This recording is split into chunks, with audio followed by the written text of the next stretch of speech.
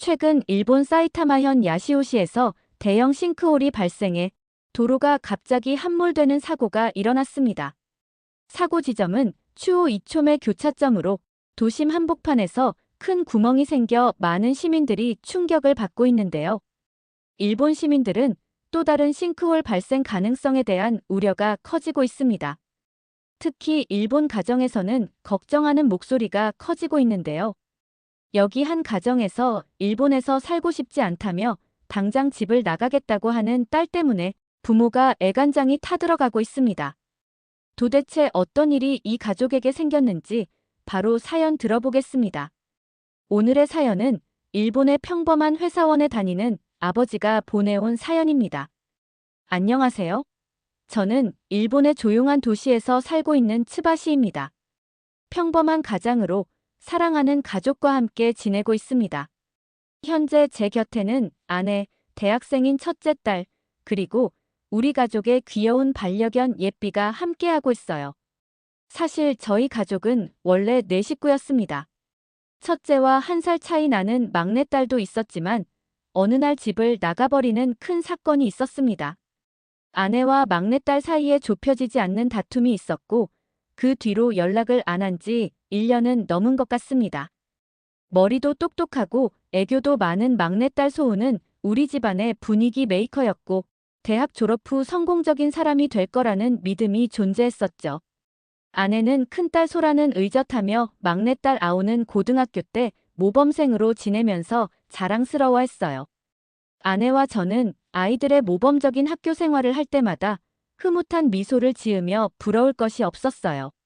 어릴 적은 몰랐는데 커가면서 이쁜 딸들의 재능이 보이니 은근 욕심이 생기기도 했어요. 큰딸은 피아노를 아주 잘 쳤고 막내딸은 노래를 아주 잘 불렀죠. 언제나 집안은 딸들의 노래소리와 웃음소리가 끊이지 않았어요. 그러던 어느 날 우리 가족의 행복한 일상이 사라져버렸습니다. 막내 소우가 도쿄대학교를 다니면서 점점 삐뚤어지기 시작했어요. 친구들하고 곧잘 어울리며 활발한 성격이긴 하지만 보이지 않는 행동을 하면서 걱정이 되었습니다. 그동안 한국에 별다른 관심이 없었지만 갑자기 관심을 가지게 되면서 한국에 푹 빠진 거예요. 집안에서 음악을 즐기며 화목한 가정이었던 그때가 너무 그리웠습니다. 왜 하필 한국에 꽂혀 있는지 저는 너무 실망하고 화가 머리끝까지 오는 걸 감출 수 없었어요. 좋은 대학을 다니며 좋은 방향으로 인생을 걸어가기 기대했는데 한국이라니요. 도저히 이해할 수가 없었어요. 아내는 그런 막내를 보고 충격을 받아 며칠을 누워 일어나질 못했습니다. 너무 속상했죠. 집안 꼴이 말이 아니었어요. 큰딸은 나름 속을 타게 하는 동생이 너무 괘씸하다고 하더군요. 열심히 공부해서 좋은 대학을 보냈더니 전혀 생각지 못한 일들에 힘이 들었어요. 딸아이가 이리 속을 썩일 줄은 꿈에도 생각 못했네요. 집안의 갈등은 좀처럼 사그라들지 않았어요. 항상 완벽하고 내 가족의 뿌듯함을 느끼며 자랑스러워했습니다. 너무 복잡한 감정에 회사 일도 잡히지 않았어요. 그러던 어느 날 막내 소우가 한국행을 결정했다고 했습니다. 처음 소우가 한국으로 떠나겠다고 했을 때 저는 많은 갈등을 느꼈습니다. 많은 반대에 부딪히면서도 한국을 굳이 선택했는지 소우를 이해할 수 없더군요. 가족을 배신하는 것처럼 느껴졌어요. 아내와 저는 소우를 붙잡고 설득하려 했지만 오히려 서로의 감정의 골만 깊어졌습니다. 소우의 말은 단호했습니다. 가족의 실망을 감수하면서도 끝내 자신의 선택을 굽히지 않았죠. 저는 한동안 믿을 수가 없었습니다. 아무리 설득해도 막내딸의 고집은 꺾이지 않았고 결국 가족의 실망을 한몸에 받으면서도 한국으로 떠나버렸습니다. 소우가 떠난 후 저는 마치 모든 책임과 관심을 대신 짊어진 듯한 기분이 들었습니다. 가족의 불만과 실망이 고스란히 저에게 쏟아졌습니다. 소우가 떠난 뒤 우리 집 분위기는 무거웠습니다. 아내는 가정이 흔들릴까봐 걱정하며 신경을 곤두세웠고 첫째 딸도 동생의 갑작스러운 선택에 불안감을 느끼며 마음의 안정을 찾으려 애썼습니다. 저는 그 모든 감정을 받아내야 했죠. 그렇게 시간이 흐르던 어느 날 회사에서 한국 출장을 간다는 공지가 떴습니다. 솔직히 말해 그 순간 내심 불만이었습니다. 회사는 출장을 갈 직원을 선정하기 위해 투표를 진행했고 어찌된 일인지 제가 최종적으로 선정되었습니다. 저는 사실 한국이라는 나라에 대해 깊이 생각해 본 적이 없습니다. 그런데 인생이란 참 묘한 게 피하고 싶을수록 계속 마주치게 되는 것 같습니다. 소우를 그렇게 반대했던 제가 이제는 한국 출장을 가야 한다니 운명이 장난을 치는 것 같았습니다. 굳이 한국을 가야 하는지 너무 싫었지만 이미 결정된 일이었습니다. 그 순간 하늘이 노래지는 것 같았고 가장 먼저 아내의 얼굴이 떠올랐습니다. 이 소식을 전해야 한다는 사실만으로도 부담스러웠죠. 아내가 알게 되면 분명 화를 낼 것이 뻔했으니까요. 하지만 예상과 달리 아내는 어쩔 수 없지 않나 하는 표정으로 별다른 반응을 보이지 않았습니다. 그런데 의외로 큰딸이 불편한 기색을 보이며 당황해 하더군요. 그제야 깨달았습니다. 막내 소우가 떠난 후 우리 가족 모두가 상처를 입었고 특히 큰딸에게는 동생의 부재가 더 크게 남았다는 것을요. 출장을 준비하면서 저는 문득 막내 소우를 떠올렸습니다. 그리고 이상하게도 갑자기 소우가 보고 싶어졌습니다. 가족과 등을 돌리면서까지 선택한 길이었으니까요. 그런 생각을 하다 보니 제 눈에는 저도 모르게 눈물이 고였습니다. 그 모습을 본 큰딸은 제 어깨를 토닥이며 말했습니다. 아빠 다녀오세요. 가서 동생 데려와요. 라며 동생이 보고 싶은 걸 내비쳤어요. 그날 밤 저는 오랜만에 막내 소우에게 메시지를 보냈습니다. 아빠가 이번에 출장으로 서울에 가게 됐다고 말했죠. 잠시 후 소우에게서 답장이 왔습니다. 소우는 너무 반가워하며 한국 오시면 좋으실 거예요 라고 하는 게 아니겠어요? 그 답장을 보는 순간 저는 복잡한 감정에 휩싸였습니다. 소우는 아직도 한국을 좋아하는구나. 도대체 뭐가 좋은 걸까 의문이 들었어요. 출발을 앞둔 지금 저는 여전히 혼란스럽습니다. 출장 준비로 업무에 필요한 서류를 정리하고 작성하며 바쁜 시간을 보냈습니다. 그러던 중 한 동료가 다가와서 이런 말을 하더군요. 따님이 한국에 계시니까 한국어 좀 하시겠네요. 그 말을 듣는 순간 마음이 무거워졌습니다. 저는 지금까지 단 한 번도 한국어를 접해본 적이 없었습니다. 아내와 큰딸 역시 한국을 좋아하지 않았고 저는 애써 한국을 외면하며 살아왔습니다. 그런데 출장지가 한국으로 정해지고 나니 문득 좀 배우고 가야 한다는 생각이 들었습니다. 처음엔 마지못해 검색을 시작했지만 몰래 배우기 시작한 한국어는 생각보다 재미있었습니다. 간단한 인사말을 익혀보니 묘하게 흥미가 생겼습니다. 솔직히 말하면 가족들 몰래 배우는 한국어라 더 재미있었습니다. 그렇게 혼자만의 작은 공부를 하면서 제 마음에도 조금씩 변화가 찾아왔습니다. 처음엔 마지못해 가는 출장이라고 생각했지만 이왕 가는 거라면 조금이라도 즐기고 오자는 생각이 들기 시작했습니다. 하지만 한편으로는 불안감이 가시지 않았습니다. 저는 아직 한국을 좋아하는 감정이 없으니까요. 한국을 향한 제 감정은 여전히 복잡했습니다. 전 그렇게 한국 출장을 가게 되었습니다. 그런데 비행기가 착륙하는 순간 이상하게도 마음이 설레기 시작했습니다. 가장 먼저 느낀 것은 낯선 공기였습니다. 코끝에 닿는 냄새가 달랐고 피부에 와닿는 습도도 다르게 느껴졌습니다. 정말 다른 나라에 왔구나. 그제야 실감이 나더군요. 입국 심사를 기다리면서 주위를 둘러보았습니다. 제가 상상했던 것보다 훨씬 깔끔하고 현대적인 공항, 넓은 공간과 높은 천장, 세련된 분위기, 편리한 안내 시스템과 자동화된 출입국 심사까지 모든 것이 매끄럽게 운영되고 있었습니다. 사실 저는 한국의 공항이 형편없을 거라 생각했습니다. 어차피 일본을 따라하는 나라니까 우리처럼 세련된 공항을 가질 리 없겠지라고요. 이런 선입견이 있었던 것이 사실입니다. 하지만 제 눈앞의 풍경은 전혀 달랐습니다. 공항 곳곳에 자리한 고급 브랜드 매장, 깔끔한 휴식 공간과 편리한 다국어 안내 시스템은 나리타 공항과는 전혀 다른 분위기였습니다. 저도 모르게 감탄을 하게 되었습니다. 그리고 공항을 걷는 내내 문득 떠오르는 사람이 있었습니다. 여기서 막내딸이 생활하고 있다니요. 그 순간 소우가 보고 싶어졌습니다. 왠지 제 마음 한구석이 조금씩 흔들리기 시작했습니다. 그리고 그 순간 저는 제 눈을 의심할 수밖에 없었습니다. 로봇 청소기가 공항 바닥을 요리조리 움직이며 조용히 움직이고 있었습니다.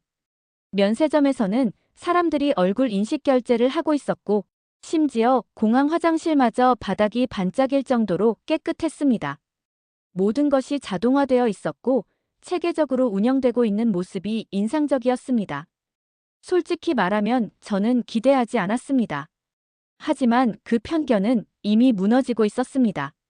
수화물을 찾고 공항을 걸으면서도 계속해서 주변을 둘러보았습니다.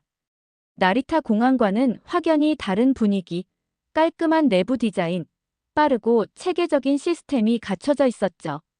이 공항이 일본을 따라 했을 것이라 생각했던 제 예상은 완전히 빗나갔습니다.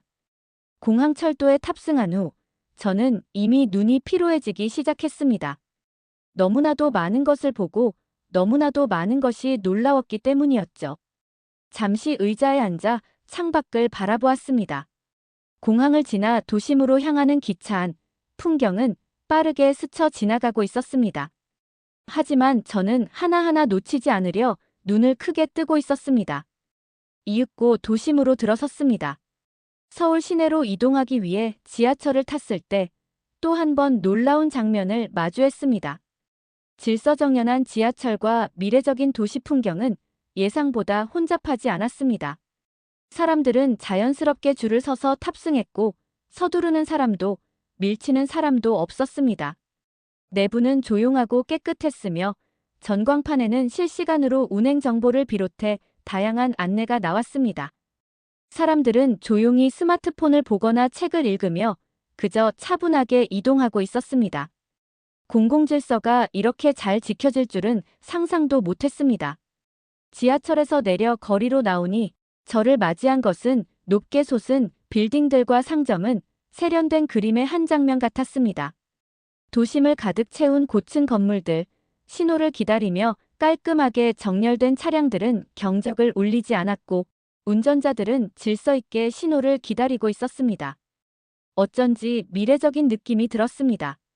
마치 다른 시대, 다른 세상에 온 듯한 착각이 들 정도였습니다. 솔직히 저는 한국이 이렇게까지 발전했을 거라 생각하지 않았습니다.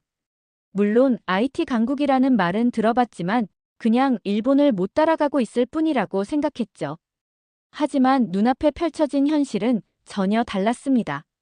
이미 한국은 선진국이었습니다. 기술, 교통, 질서, 생활 수준 모든 것이 제가 상상했던 것 이상이었습니다. 그러고 보니 지금까지 저는 단 한 번도 소우의 입장에서 그 아이가 왜 한국을 선택했는지 생각해 본 적이 없었습니다. 하지만 이제는 조금씩 이해가 될 것 같았습니다. 한국에 출장 온 저는 무역회사를 담당하는 직원으로 한국 본사에서 업무를 수행해야 했습니다. 지금에야 말하면 처음에는 긴장되었습니다. 한국 사람들과의 업무가 원활하게 진행될지 걱정도 되었고 제 한국어 실력도 거의 없었으니까요. 그런데 막상 한국 본사에서 만난 동료들은 너무나도 친절하고 따뜻했습니다. 업무적인 대화뿐만 아니라 어색하지 않게 저를 배려하며 말을 걸어주었습니다. 점심시간이 되자 동료들이 저를 자연스럽게 식사에 초대했습니다. 여럿이 같이 식사를 하는 모습은 마치 오래 알고 지낸 사람처럼 편안하게 대해주었습니다. 그리고 점심을 먹고 나서도 함께 커피 타임을 가지며 이런저런 이야기를 나눴습니다. 한국의 커피 문화가 이렇게 정겨운 줄 몰랐습니다. 그 순간 저는 너무 즐겁다는 생각이 들었습니다. 출장이라는 느낌도 잊은 채 그저 따뜻한 사람들과 함께 있는 느낌이었습니다. 감사합니다라는 말이 저절로 나왔습니다. 한국에 오기 전 저는 식구들 몰래 간단한 한국어를 배웠습니다.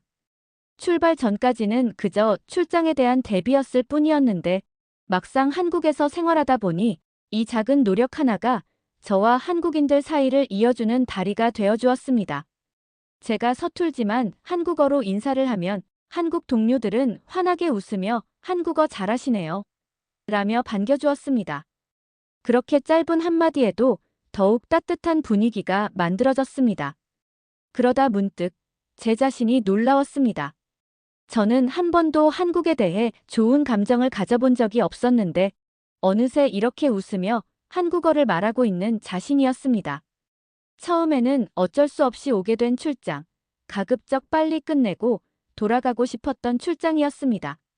하지만 이제는 생각이 달라졌습니다. 드디어 막내딸 소우를 만나기로 한 날입니다. 강남 신세계 백화점의 한 커피숍에서 보기로 했죠. 그곳으로 향하는 동안 제 마음은 처음 아내를 만났을 때보다도 더 설레고 떨렸습니다. 만나기 전 저는 여러 감정이 한꺼번에 몰려왔습니다.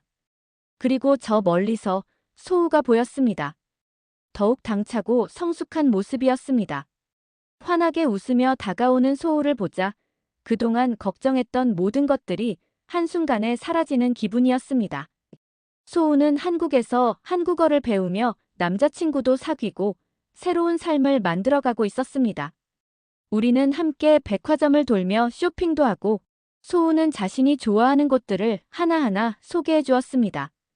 그렇게 씩씩하게 앞장서서 이곳저곳을 안내하는 모습을 보니 이제는 정말 어엿한 어른이 되어가는구나 싶어 대견스러웠습니다. 전 소우에게 그래도 언젠가 일본으로 돌아와야 한다는 그 말밖에 해줄 수 없었습니다.